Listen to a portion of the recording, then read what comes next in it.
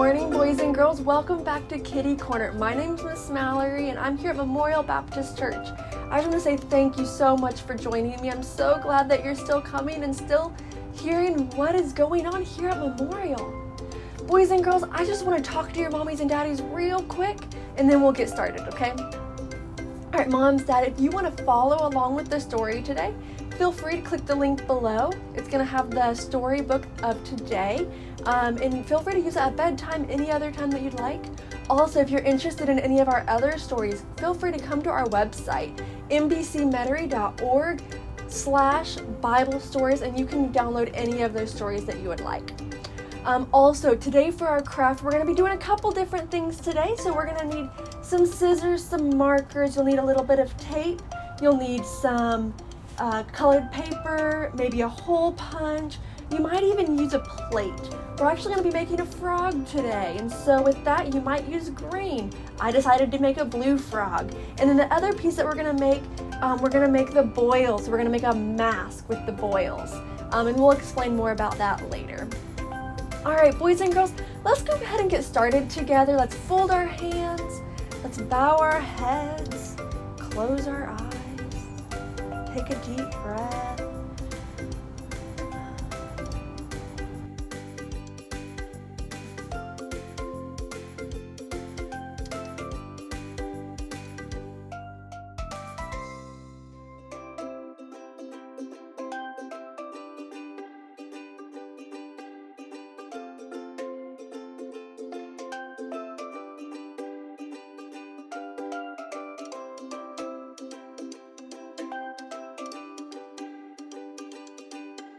So boys and girls, who can tell me, what have we been talking about? Right, Addie, so we've been talking about Moses. Good job. And wait, what was that? Josiah, yes. So when Moses was a baby, his mom put him in a basket and then put him in a river, and Pharaoh's daughter actually found him. And then his mommy got to take care of him until he got older. What, Matt? Is that what happened next? Did you guys hear Matt? So Matt told us that Moses became the prince of Egypt, and he saw an Egyptian hurting a slave, which was actually an Israelite, and he actually ended up killing that man, Moses did, and then he ran away to Midian, and there he met the priests and his daughters. That was Jethro and his daughters, and then he ended up marrying Zipporah, and then Zipporah and Moses, they had a baby together, and then Pharaoh died, and a new Pharaoh came, and then Moses was about to be used by God, and that's where the story ended that week. So Avery, what was next? Right, so next, then when he was taking care of his flock, because Moses had a flock to take care of, he saw a burning bush. But the bush really wasn't burning up, it was just on fire. And then the Lord, he spoke through the burning bush, and he told Moses that he was going to use him to rescue the Israelite people. But Moses was scared because he didn't think he was going to be able to do it. But then the Lord said that he would be with him, and that Aaron would also be with him to help him speak. So then God gave him a couple signs to let Pharaoh know that, he was coming from the Lord and he was doing what the Lord was saying. And then, what? Tessa, can you speak up a little bit?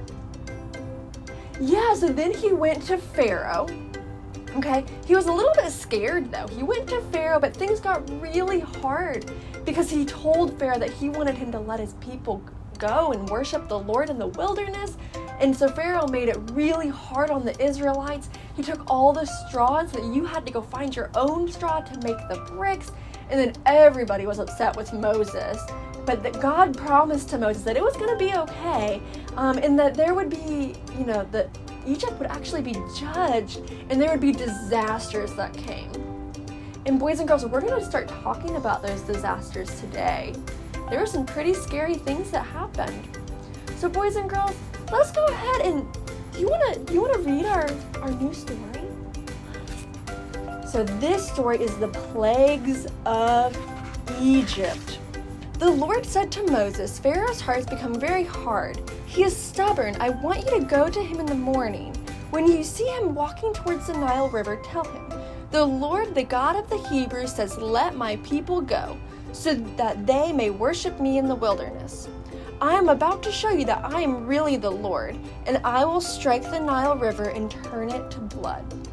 Again, the Lord spoke to Moses, saying, tell Aaron to take his staff and stretch his hand over the waters of Egypt.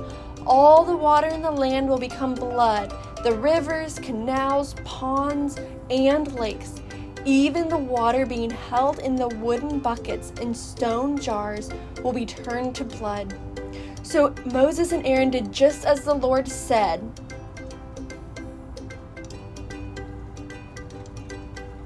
Whoa.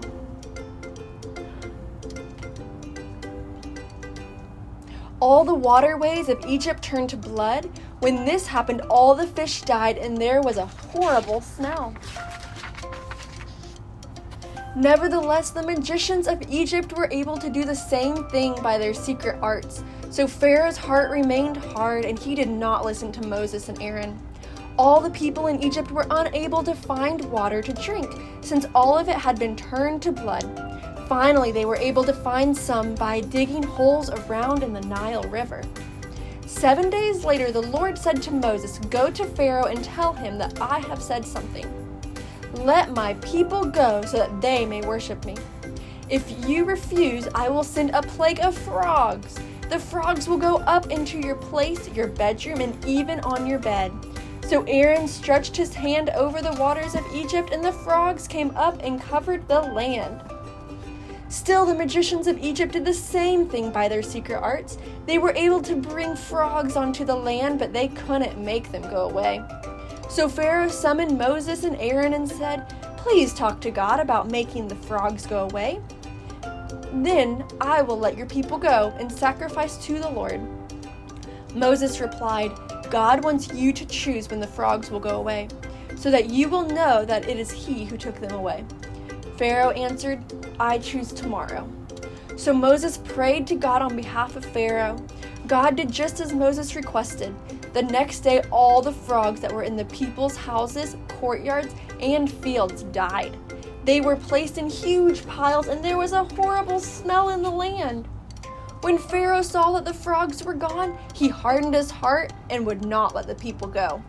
So the Lord said to Moses, tell Aaron to take his staff, strike the dust of the ground. When he does this, the dust will turn into lice. The lice will be upon both the people and the animals. Sure enough, the lice were everywhere. The magicians of the land tried to do the same thing by their secret arts, but were unable to. The magicians said to Pharaoh, this is the finger of God. Nevertheless, Pharaoh's heart was hard, and he would not listen to them. The Lord spoke to Moses, saying, get up early tomorrow and meet Pharaoh as he is going down to the river. Give him this message from me. Let my people go so that they may worship me. If you do not let them go, I will send swarms of flies against you, your officials, and all the Egyptians. However, I will show favor to all of my people. The Hebrews living in Goshen, they will not have any flies. So the Lord brought a great swarm of flies upon Egypt, just as he had said. The flies poured into Pharaoh's palace and filled all the houses of his officials. The whole land was ruined by the flies. However, there were no swarms in the land of Goshen, where the Hebrew people lived. God protected them and showed that they would be treated differently than the Egyptians. Pharaoh summoned Moses and Aaron. Go sacrifice to your God, but stay in the land of Egypt. It wouldn't be right for us to stay in Egypt, Moses replied. The Egyptian people hate the type of sacrifices we make. They might kill us if we make them here. We must take a 3-day journey into the wilderness. Fine, Pharaoh exclaimed. You may go into the wilderness, but don't go too far. As soon as we leave, Moses said, I will pray to the Lord. Tomorrow the swarms of flies will disappear. But keep your word this time. Last time you changed your mind and would not let the people leave. The next day the Lord removed all the flies from Egypt. But when Pharaoh saw that all the flies were gone, he changed his mind and would not let the people go. The Lord said to Moses, "Go to Pharaoh and tell him to let the people go so that they may worship me. Say to him, if you refuse, my hand will strike your livestock with a deadly disease. Horses, donkeys, camels, cattle, sheep, and goats will be infected.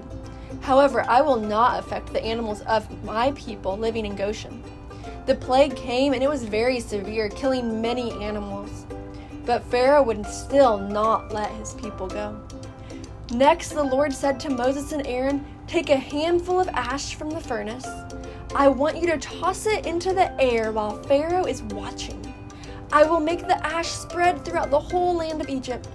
It will cause festering boils to break out on the people and their animals." The Lord did just as he had said. Even the magicians were not able to stand before Moses because of their painful boils. Pharaoh continued in his stubbornness and would not let the people leave. So the Lord told Moses, "Get up early in the morning and go to Pharaoh. Tell him that the God of the Hebrew people says, I could have struck you and all the other Egyptians with a plague that would have killed everyone. But I have let you live so that the whole world will hear about my name and my power through these plagues." Moses continued, "Because you still refuse to let the people go, tomorrow the Lord will send the worst hailstorm that the nation of Egypt has ever seen. Bring in everyone that works outside in the fields. Anyone left outside will die." Moses lifted his staff toward the sky, and the Lord sent lightning, thunder, and hail.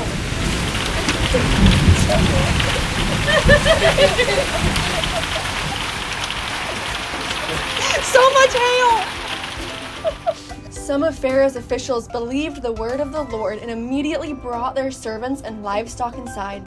But there were also those who paid no attention to Moses' warnings.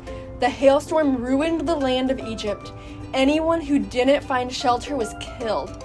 Even the plants and trees were destroyed. However, the land of Goshen, where the Hebrew people lived, was spared. Pharaoh sent for Moses and Aaron. "I have sinned," he said. "The Lord is righteous, and I and my people stand guilty. Please beg the Lord to end this plague of hail." Moses replied, "As soon as I leave the city, I will pray to the Lord, and the storm will stop." As soon as it stopped, Pharaoh and his officials sinned again, and they became stubborn and refused to let the people go. Oh my goodness. Do you think that they'll ever let those people go? I don't know. I think we're going to keep reading the story next week, and maybe we'll see what happens. Alright. So boys and girls, let's close with prayer, and then we can do a craft, okay? We can actually do 2 crafts today. Alright, so I want you to fold your hands, bow your heads, close your eyes, take a deep breath. Jesus, I want to thank you for today. Thank you that you've brought us here today. Lord, I thank you that you protect your people, Lord, and that those who follow you are protected. Lord, I pray that each of these children will come to know you in that way, that they would be able to trust you in anything and everything that they are in. Lord, I thank you that you protected the Israelites against all of these bad things. And Lord, that you have brought them as an example for us to be able to learn. We love you, Jesus. Amen. All right, so boys and girls, I'm gonna get this hail off my table. Now, that was a big hailstorm that we had today. So let's start with our frog, shall we? You wanna start with a frog? So this is my frog. I know, I made a blue one, it's kind of silly. So what we're gonna do is, if you have a plate at home that you can color on, I want you to get your plate and I want you to color it whatever color you want. Okay, that's gonna be your frog's face. So I decided that since I have a blue plate, I'm just gonna make another blue frog. So I'm gonna fold my plate in half, and then I'm gonna cut it like this.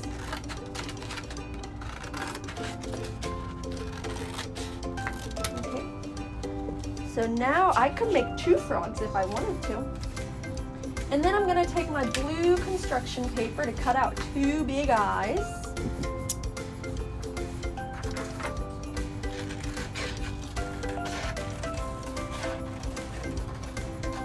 Make 2 big circles for the eyes.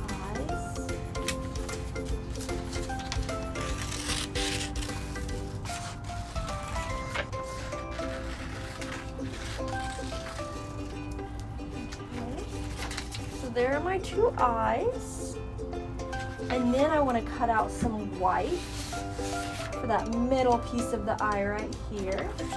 It'll have to be a little bit smaller.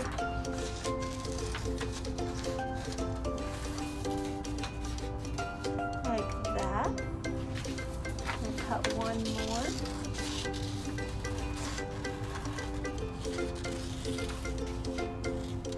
Okay, like that.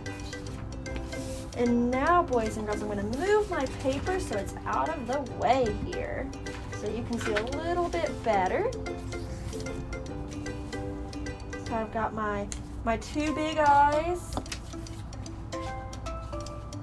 and then I'm going to put a little bit of tape on the back of my white part of my eye. You can use glue too if you want to.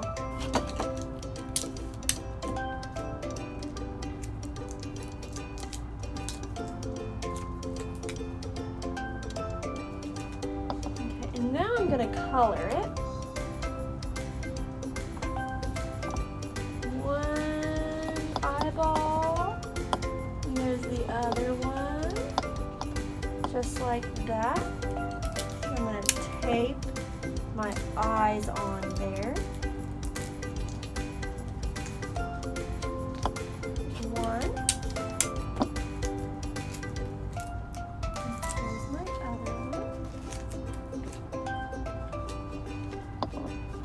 And then my frog is gonna smile.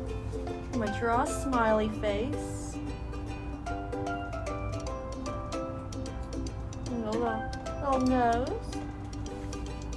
And then if you wanna make a tongue, like my first one I made has, you can cut a straight line.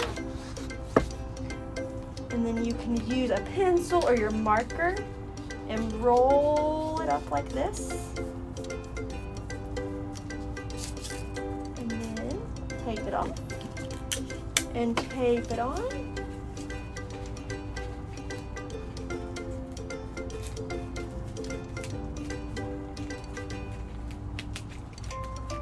There you go, you got your frog. And then one of the other plagues we had were boils. So we're gonna make a mask with boils like this. Okay, so I found, moms and dads, what's easy is to find a pair of glasses that fit your face and kind of draw around the glasses like this. Get it a little bit closer. So that way you know that it's gonna be okay for your child. It'll fit their eyes, just like that. And then you can hold your finger over where the eye will be. Make a circle. You can do that again. Make a circle. Or if you wanted to find a mask online to download, you could do that. And then what you're going to do is you're going to cut out your mask. Just like this.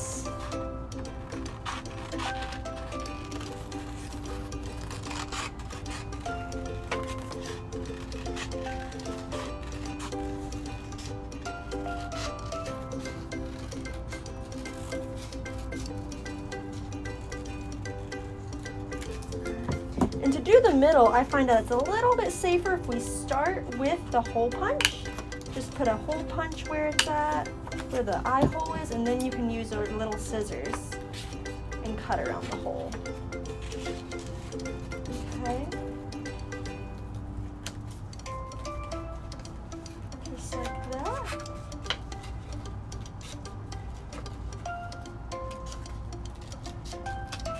And then you have your mask. You ready for that? And then you gotta draw all your boils on there. So you can just draw as many as you want, wherever you want. Kind of looks like polka dots, but these are gonna be our boils. Boils are kind of like sores all over somebody's body. Okay. And then you'll put 2 hole punches, 1 on each end. Just like that. And then we're gonna tie a string to each end. So I've already started on this one. So we're just gonna tie the string on the other end of this one. Just like this. And then you can put it on your face like this, and you can tie it behind just like that. All right, boys and girls, I hope you can do both of these at home with your moms and dads. Can't wait to hear from you and hear what you're learning. I want to hear back. I want to see the pictures of the crafts that you're making. And I want you to, if you have any questions, let me know. I want to keep answering those for you, okay? So I hope to see you again next week at Kiddie Korner, and we'll find out what the rest of these plagues all were and see what's going to happen. All right, I hope you have a great week. Bye.